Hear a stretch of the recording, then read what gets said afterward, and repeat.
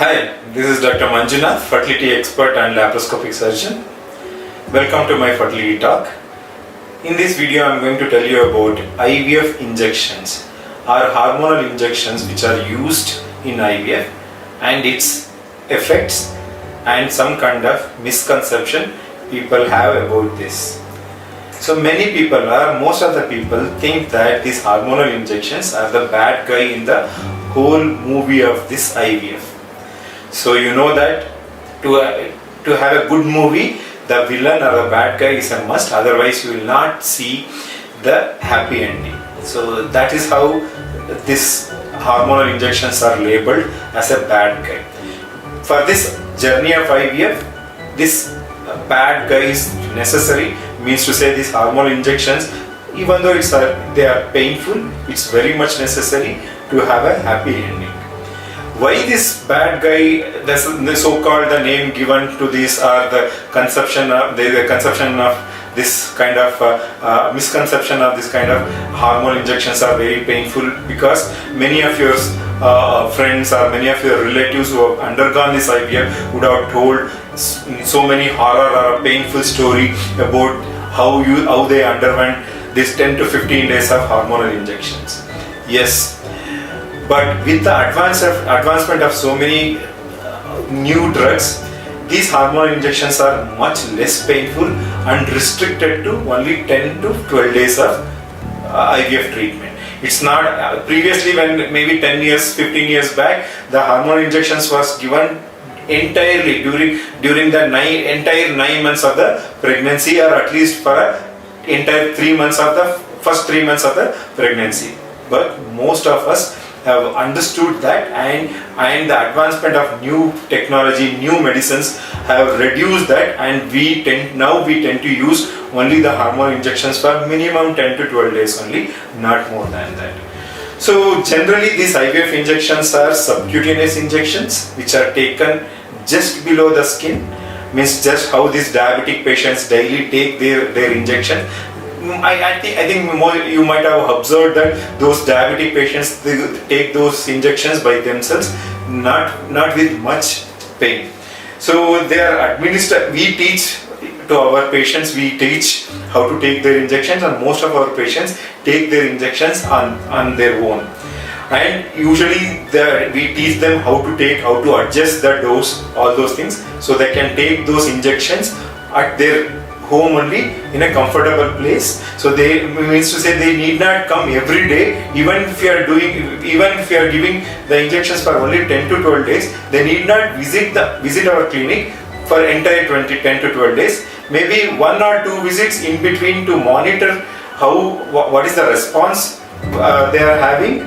Only for that they need to visit. Otherwise, they can administer the injections by themselves inside their house.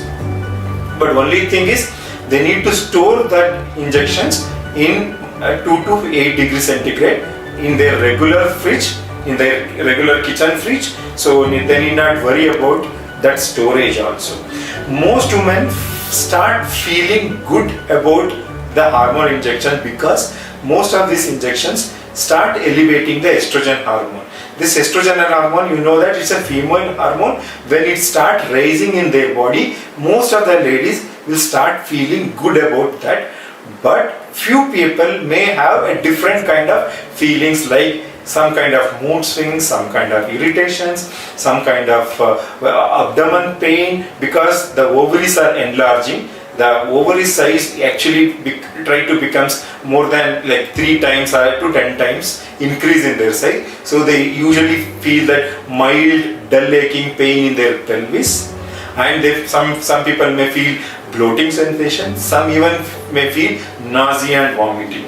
So apart from this, they may have some kind of small side effects of local reactions like redness, erythema, itching at the injection site. These are all the minor side effects which may not stay for more than 24 hours. Nothing to worry about that.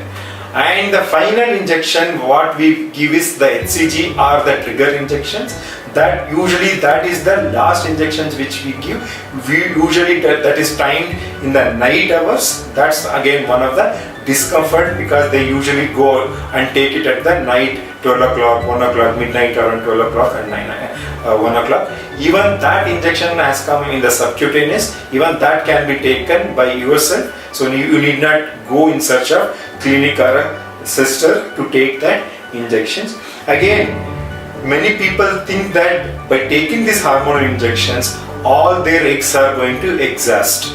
This again a myth or a misconception, because these injections will try to produce or try to recruit the eggs which are supposed to be recruited in that particular month. If you see the physiology, say around more than around 100 to 200 or maximum 2000 to 2000 eggs will start recruiting. So out of that, around 10 to 15 eggs are recruited by this particular hormone injection for that particular month.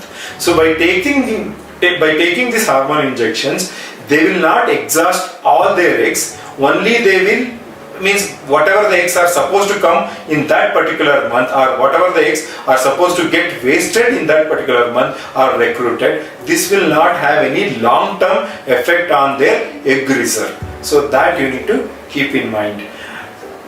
And I think I finished all the points about the hormonal injection. Again, there are so many types of hormonal injections like HMG, FSH, recombinant versus urinary. All those is a different topics that you need not worry about that, because most of the doctors decide which kind of injections you are suited for. So you need to follow those kind of injections.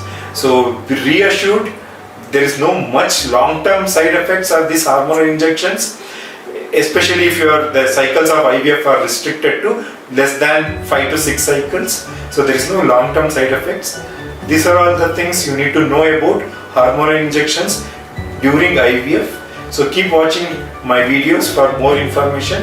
Thanks for joining me.